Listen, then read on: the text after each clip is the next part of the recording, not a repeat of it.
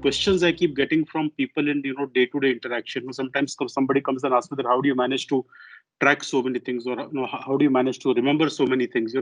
So I've tried to kind of use this session to share some of my learnings, whatever I believe has been relevant for me, with the hope that some of you are able to absorb some of these learnings into your own day-to-day working as executives and managers and so on. So with that, I'll start. The first learning is this concept of be present. When you go for a meditation session, they basically teach you to be present. The human mind is a very, very powerful tool, and the most intelligent among us hardly use like 3 or 4% of the power of the brain. And it is believed that even somebody like Albert Einstein, who has been like the biggest genius of our times, probably didn't use more than 10% of his brain put together. And this is because the rest of our brain is somewhere oscillating all the time between past and future. Just allow yourself to sit for a few minutes, and your thoughts will go to something in the past. पहले ये हुआ था, फिर ये हुआ था, फिर ये change हो जाता तो ऐसा होता और ये होना चाहिए था, or some old fond memory of the past. Or your mind immediately goes into future, where it's all about this I will do and this will happen and that's how it will happen and that's how it will go. The biggest challenge is keeping the mind focused on present. When you sit in a meeting, when you sit in a conversation, you will see the mind constantly oscillating. And when you go for meditation, when you go for vipassana, when you go for any kind of yoga, any kind of meditation, art of living or something, what they really teach you is how to focus, how to stay in the present. The past is over and done with. There is nothing you can change. The future is not in your control, but that one thing which is absolutely in your control is the present. So staying and living in the present, I mean, at the time of work, to me actually is meditation in action. And what does this really mean to me? I mean, do just one task at a time. I see my daughter. When she was in college, she would sit in front of the television, and her laptop is open, so she's typing something furiously on the laptop, and she has her AirPods connected to her phone, so she's probably listening to music. And every once in a while, her eyes will dart to the phone to see if there is something that has come on WhatsApp, which she almost feels that she has to respond, like the fastest fingers first before anybody else can respond. And my point is, how can you do four things at a time? You're watching television, you're listening to music, you're doing work on the laptop, you're responding to WhatsApp. I mean, frankly, I can't do more than one task at a time. Cannot do even two tasks. I can do only one task at a time. What does it mean? I actually take longer to finish every piece of work. So if somebody could do four things at a time, he can finish it in 10 minutes. Because I will do only one thing at a time, it will take me 20 minutes. But the outcome is really what I call like a perfect outcome. You're completely involved in what is happening. So when I say focus on one task at a time, what does it mean? I mean, if you're sitting in a meeting, just be present to the meeting. Do not bother to look at your phone. Do not bother to see what WhatsApp has come. Do not bother to look what's happening on Twitter. The world will run very comfortably without you for a few hours if you do not address your phone. Do not bother about incoming calls. Don't have your laptop open and bother about mails. All those mails can wait. But for that 1 hour, 2 hour, 3 hours, you are sitting in a meeting, give your full attention to the meeting. Listen to every person who's talking, look at what's happening on the screen, absorb it all. When you are fully present, the mind has the power to actually create this almost like a video record, and it goes and gets stored somewhere in your brain. So even after a few months, when you want to go back and access some data point, you immediately remember what actually was discussed in the meeting or what was shown or what was presented. So do one thing at a time. If you're doing a meeting, just do the meeting. If you're doing a call, just do the call. If you're writing a mail, I mean, I cannot sit in front of a television and write a mail. Never. Either I want to watch the movie or I want to do my work. I cannot do two things at a time. Or if you're creating a presentation or coding something or doing a creative or doing an Excel, focus on doing one thing at a time. If you are present, you will not forget anything. All those moments will get captured. I mean, imagine trying to make a movie where for a moment you focus the camera at one place and then you focus the camera in some other place and then at some other place. I mean, the outcome is a garbled outcome. Nobody can make sense of it. Similarly, if we allow our mind to wander into four directions, the outcome is going to be a garbled outcome. But if the camera stays focused at one place, it will record everything that has happened into the proceeding sits with you. So one is do one thing at a time, which allows you to be present. It allows you to remember everything that is happening. And the outcome that comes out is absolutely brilliant. You really need to be proud of the outcome that comes out, whether you're doing a presentation or making a creative or doing a pitch or kind of coding something. So principle number one is try to be present to the moment. Don't try to do many things at a time. The second principle is delegation. If you want to grow in an organization and you want your organization to grow, it is extremely important that you believe in the power of delegation. There is only so much that we can do with two hands. But if you're able to get more hands to work and more minds to work, I mean, that is really where you as an individual grow, and the organization and the team that you are looking at is kind of going to grow. So the way to growth is really delegation. And what do I mean by delegation? A good leader is not the one who creates more followers. A good leader is the one who creates more leaders. So in your own teams, in your own organizations, in your own area of work, are you actually creating more leaders or are you creating followers? Followers are people who will take instruction and get the work done. But leaders are those who at some point of time will be able to actually grow into your role. Because if you cannot be replaced, you cannot grow. So one key area that we must all have for ourselves is how do we find a way to replace ourselves in 2 years job, in 2 years time. If somebody else can't replace me, there is no way I'm going to be growing. You also have to keep in mind that when you delegate something to somebody, I mean, the other guy will not do it exactly the way you would do it. The other guy is not your clone. He will have a different way of doing things. He'll have a different perception of things. There is going to be creative conflict and discussion. You need to respect that. If the other guy is delivering 80% of what you think you could have delivered, I think you've done a brilliant job. So delegation becomes a very key metrics in terms of as leaders, how to grow organizations, how to grow ourselves, how to grow our teams. Of course, when you delegate stuff, you also need to be sure that you have proper processes to manage what is happening in the team. Delegation is not about just throwing something over the wall and then hoping that somebody else will kind of make it happen. Delegation is about training the other person, to do the job well, and then putting systems and processes into place so that if there are any red flags, they kind of show up. Delegation also means that do not try to manage everything the other guy is doing. You don't need to look at each of his mails. You don't look at each of his PPTs and Excels. You must have a process where data comes to you and whatever is read immediately gets marked. I mean, that is the way you can delegate and delegate faster. And obviously, when you delegate, it's also very important that you go back and audit. It is very important to close the loop. Sometimes we end up delegating by just throwing work over the wall to somebody else, and then we forget all about what needed to happen. And after 3 months, you figure out that the work didn't get done because the loop did not get closed. So delegation involves the entire visualization that yes, if I need to grow, I need to train people below me to do what I'm doing today. Delegation involves the fact that if the other guy does 80% of what I'm doing, that is absolutely fine. He will not be my clone. He will not do everything the way I do and I want it to happen.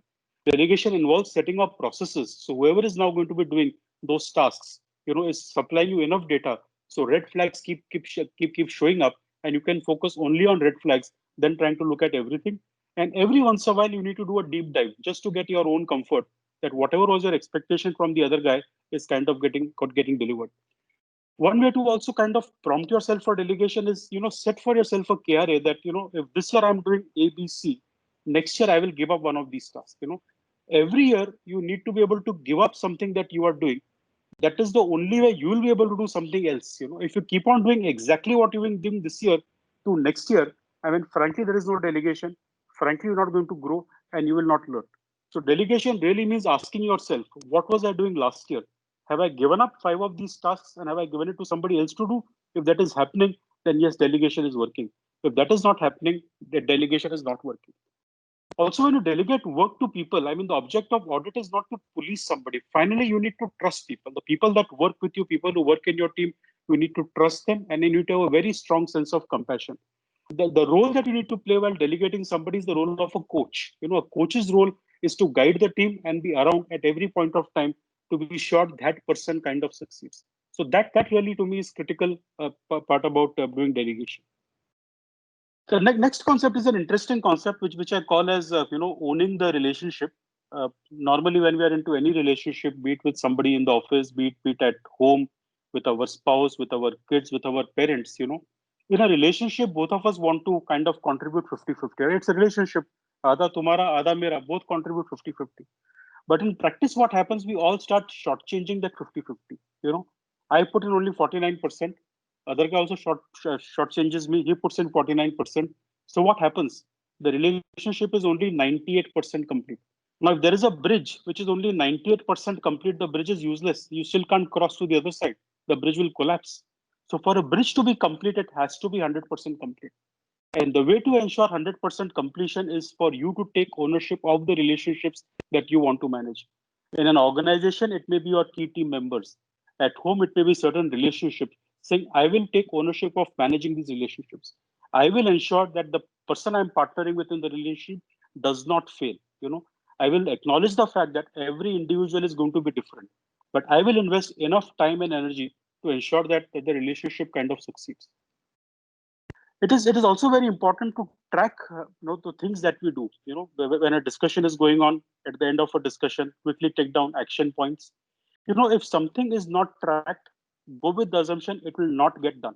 More often than not, people get out of a meeting by allotting work to 5 people, and everybody pretty much forgets about it.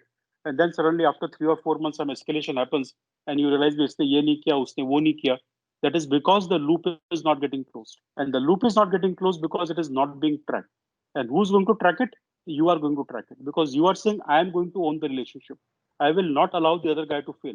So I will ensure everything is tracked, and I will ensure it kind of gets done. Why is it that other people tend to forget or not do things? A, because they don't make a note. Generally, from my experience, I've seen when I'm talking to somebody or discussing something, other guy doesn't make notes. He assumes that he has a fabulous memory, he will remember everything. But the fact is, it's going to be doing like 10 meetings in the day. By the end of the day, it's all one big garbled message that is sitting in the head. So other guy doesn't make notes. Okay. Second reason, sometimes other person doesn't know how to do it, which is also a reason why tracking doesn't happen. Or the third reason is sometimes it's an uncomfortable task. When you are given a task, because it is uncomfortable, somebody wants to find a way to push it under the carpet. All this means that you, as the relationship owner, has to ensure that tracking happens or whatever gets done. And what are the 2 or 3 mechanisms that I use for tracking? So, say for example, I track an Excel sheet.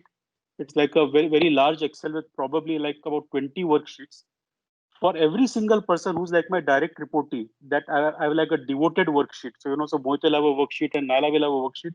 And in that worksheet, I keep on listing out notes of whatever discussions happen.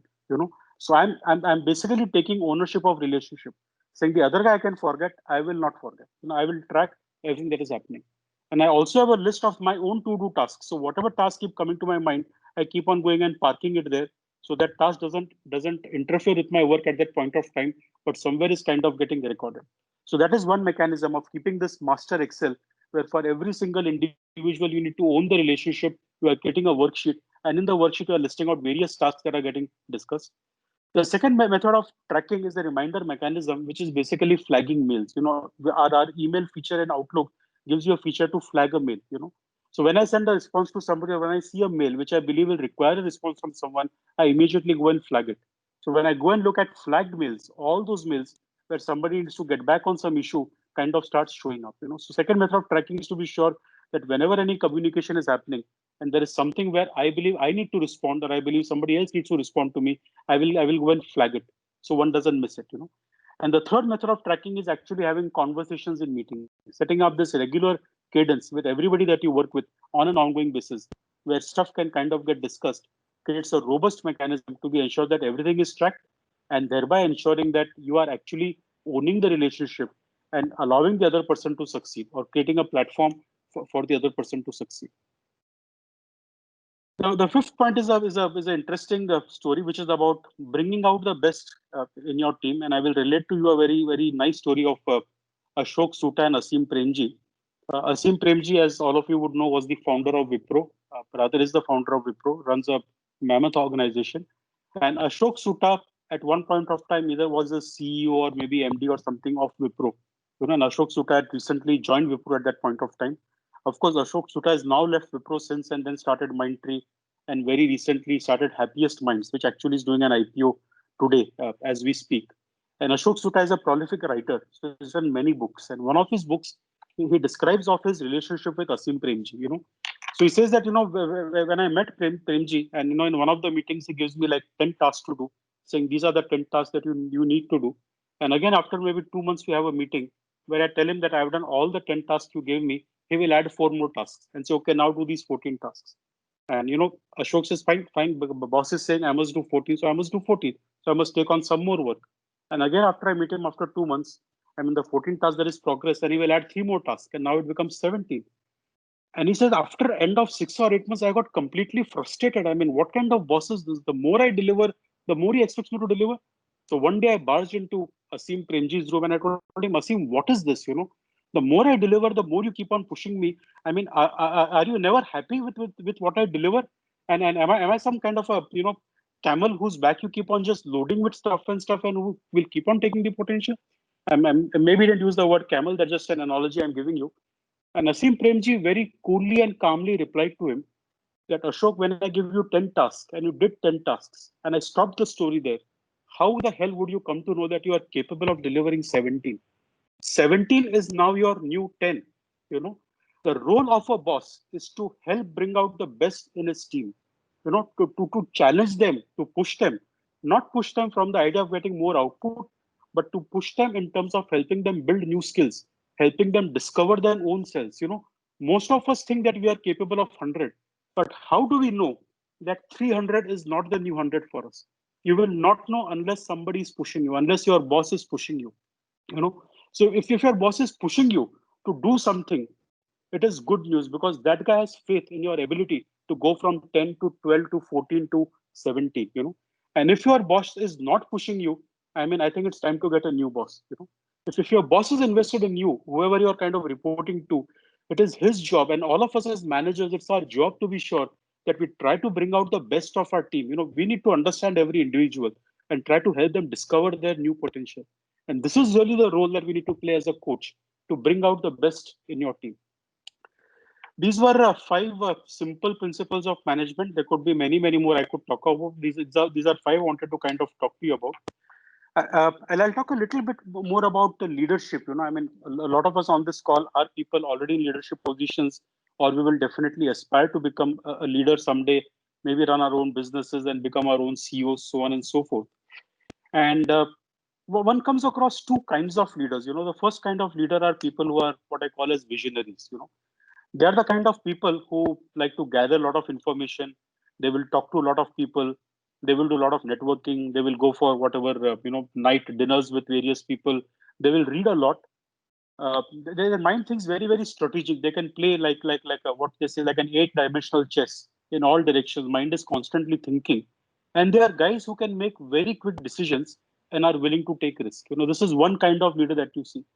And typically, people who are founders of companies are this kind of leaders, what I call as visionary leaders, who are able to take decisions on the fly, and a lot of things are going up in their mind together, and who are very outward looking into the world and trying to constantly pick up data points to see what can come into the organization or the company. However, they are not good at process design. If you ask them to even put an Excel sheet together, they will not be able to putting Excel sheet together, getting into the trenches, doing goal setting, building structure accountability, doing performance management, investing time in training is something that they are not good at. These are typically the visionary kind of guys. Big ideas, head in the cloud, big dreams, but when it comes to actually giving legs to those dreams, they are unfortunately not very good at it. The second type of leaders are what we call as architects. Architects are guys who are basically like the word architect says, builders. They are builders of system. Everything they come across, they will put into a system.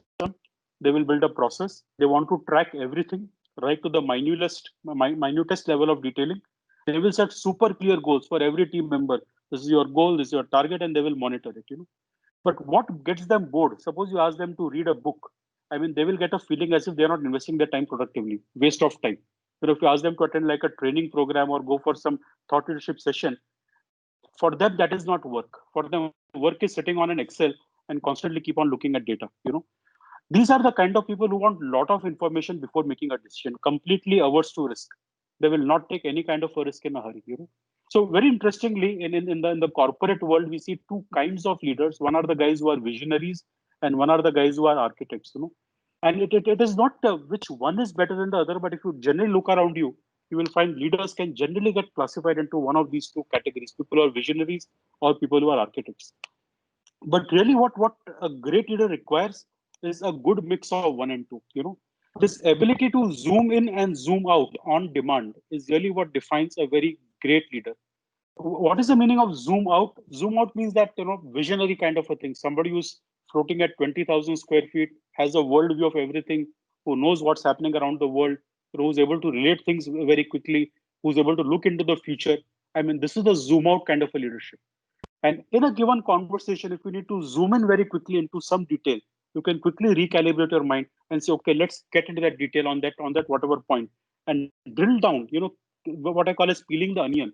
Should have the ability to constantly keep on peeling the onion till you reach the fact where you need to kind of really get in. And a good example of a great leader, somebody mentioned to me was Bill Gates. I knew somebody was working very closely with Bill Gates almost about 15, 20 years back. And he said the greatest thing about Bill Gates was the zoom out, zoom in thing. In a given conversation, you could suddenly zoom out and start talking of stuff you could have never imagined. And you could suddenly zoom in and get into the minutest level of detail. I mean, which you couldn't think that how is he able to think so deep. So this zoom in, zoom out is what distinguishes a good leader from a great leader. And a good analogy to me is the eagle bird. If you see an eagle bird, it is kind of flying somewhere in the stratosphere, absolutely in isolation, unconcerned about anything and kind of surveying what's happening in the world. But the eyes of the eagle are so sharp that even if a worm was to crawl on the earth, it will immediately zoom down whatever 5 or 10,000 feet in almost no time and pick up that worm. So that vision that the eagle has, as well as the ability to get into detail, is really what distinguishes good leaders from bad leaders. Not bad, I would say, from great leaders. The leaders of type A and type B are both good leaders, and lots of business examples of how they delivered fabulous vision or fabulous outcome for the company. But what makes you great is a good mix of this. So for a great leader, whether you are a manager or a head of a department or a CEO or a political leader, the ability to straddle from vision to strategy and strategy to execution is really required. You must have the ability to craft a big vision. You must have the ability to give legs to that vision in the form of strategy. How will we deliver the vision? And you should have the ability to get down into the trenches to be ensured that the execution is happening the way it needs to happen. So guys, this was pretty much the 20-minute presentation that I had to share with you. I'm happy to take on any questions, comments, or observations that you have. Harish, I'm hi, seeing. Meenal here. Hi, Minal. Hi. So, Harish, you speak so nicely. It feels like keep on listening to you. I was like, why did it end so soon? So one good principle of communication is always leave the thirst. I mean, honestly, I don't talk a lot. If I mean, I never go and do 2 hour pitches. My pitch will finish in 20 minutes. So one good Mhm. principle of communication is always leave thirst. Maybe that's the only answer for you. Yeah. Um, Harish, I had a question. You spoke about being in the present. You know, Yes. the kind of lives we lead. There is always there's a phone call, there's a mail. It's like constantly when you're working, it's difficult to be in the present unless you hone yourself to do that. So, is there something that we can do to hone ourselves to actually, even while everything is going crazy around you, just to find that calm, just to find that concentration to be in the Yeah. present? Is there something Yeah. you Yeah. can do to acquire that skill? Yeah. Yeah. I think acquiring the skill starts from the belief that the rest of the world is not that important that if I take a call after an hour or respond to a message after an hour, the world will fall apart. We need to learn to set expectations. Moment a mail comes from somebody, and if I reply to the guy in like 5 minutes, when his next mail comes, I'm setting an expectation I will get back to you in 5 minutes. So to me, it is okay to set expectations with the people we work with, including clients, saying, look, I require a finite amount of time to get back to you. I will not be able to get back to you immediately unless it is like an emergency situation. Emergency situation, something happens, everything has to stop, and we need to start handling the emergency. But in routine life, do not allow yourself to get interrupted. This choice of getting interrupted is our choice. Nobody else can force you to be interrupted. So, what are the things I do? For example, let us say when our office was working normally in the pre-COVID era, I would spend maybe like 3 days in a week at the office. When I'm in the office, I'm only talking to people. Okay, Nala, you must have seen it. My room would never be empty. There is always somebody in the room. I'm only doing conversation. Entire 8 or 10 hours, I'm only talking to people. I'm not looking at mails. I'm not bothering about it. And I would basically answer the mails on my way from office to home and from my way from home to back. So you'll always see my mails come like a barrage. You'll see like 20 mails coming at one go, and then for like 10 hours there are no more mails coming in because I forced myself to slot my time into those brackets. Now when I'm sitting at home, my son keeps coming up with something every few hours. Okay, Dad, can we talk about this? Can we talk about that? I said, keep the point at your end. At 9 o'clock at night, we have a scheduled whatever conversation. I'll have all the discussions you want about your studies, about your future, about your job prospects, everything. Do not allow yourself to get interrupted. What I also do is I keep a notepad handy. So if there is something that has come up which needs a response, I will quickly make a note on the notepad. Suppose there is a call that came and I'm not answering the call. I will quickly make a note on my notepad that so and so person called. When I finish my task, I need to get back. You know, so I ensure that my notepad is the place where I park all possible interruptions that are coming in the day, with the idea that I need to handle these interruptions definitely before the day gets over. So I am able to then find those large slots of time to do what I want to do. I hope that helps. Yes, very interesting, Harish. I think you'll see all of us with notepads now.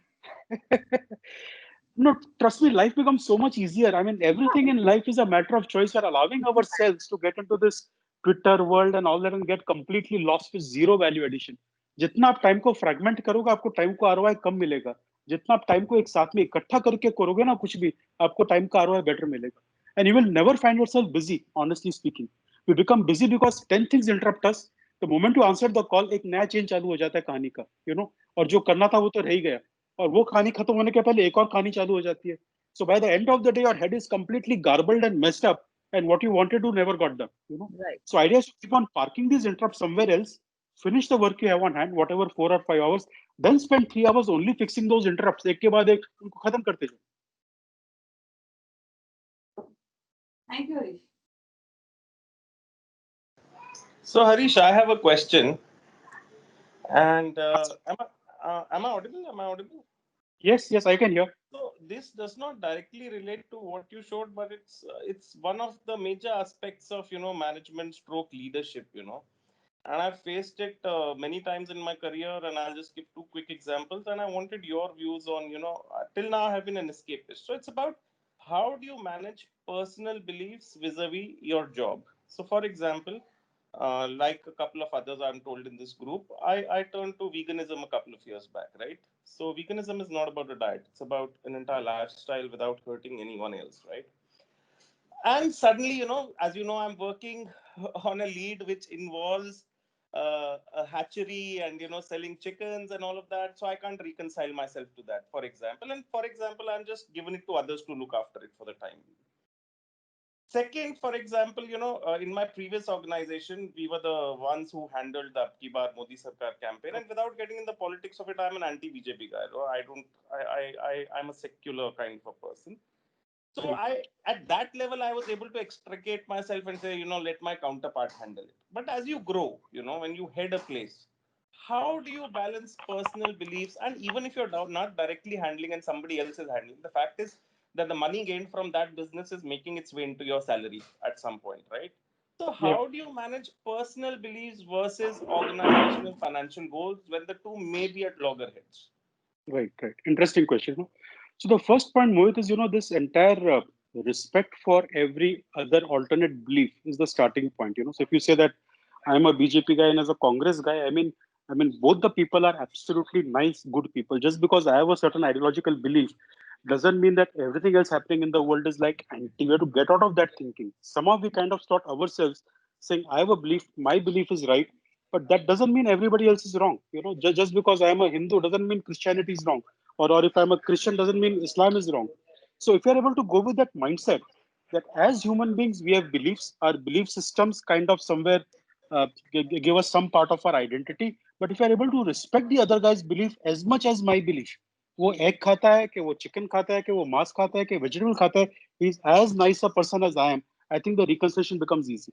At least that's the way I approach. So if somebody has a belief which is completely contrary to my belief, I see no reason to believe that that person is wrong and I'm right. We need to get out of this whole wrong right thinking. A belief is a belief. मेरा एक belief है, तुम्हारा एक belief है, खत्म हुई बात. आगे बैठ के चाय पीते हैं साथ में, क्या issue है? So that's the way I would approach this issue. Sure. Any more questions, guys? Pin drop silence. So Harish, I have one question. So Haji. Harish, when you explain all these things, it sounds so good and so easy, and like from tomorrow I could implement it in my process.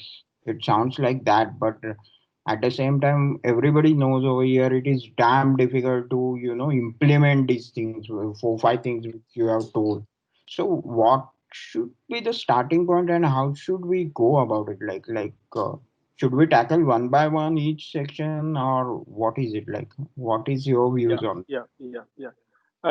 Definitely tackle one by one, and even in one, create like part ABC and find a way to tackle. For first is get aligned with this whole concept of owning relationship. That is a very important concept, and not everybody, just like we discussed beliefs earlier, may have the belief. Somebody's belief is, why should I own every relationship, right? सामने वाले को भी तो कुछ काम करना है. So if your belief starts that I'm going to own the relationship, then a lot of the other things will start kind of falling into place.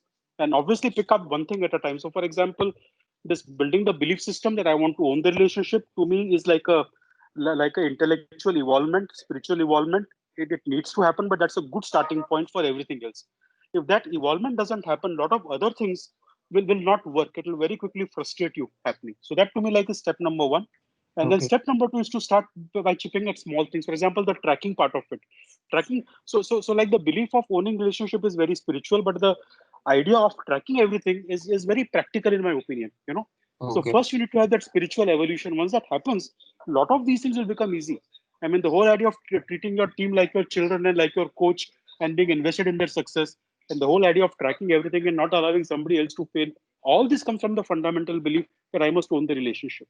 So that first part is more of a spiritual journey. Then it's a set of tasks which we should okay, do.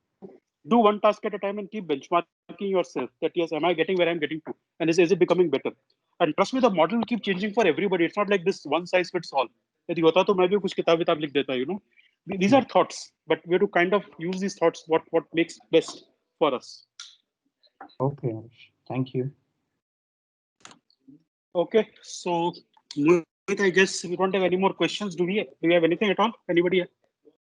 Okay. Of course, any one of you are welcome to kind of have a chat with me or talk to me or send an email. I'm happy to share my thoughts and ideas. Like I said, this is all born out of my own learning and way of thinking. And a lot of these things are based on questions that I keep getting asked, which I try to answer in this. Thank you everyone for being on the presentation. I hope it was inspiring for all of you, and hope to have more such sessions. Thanks, Gary, So, and thanks, Mohit. so thank you, Harish, Thanks. for Thank you. taking this extremely insightful first session of the MTP.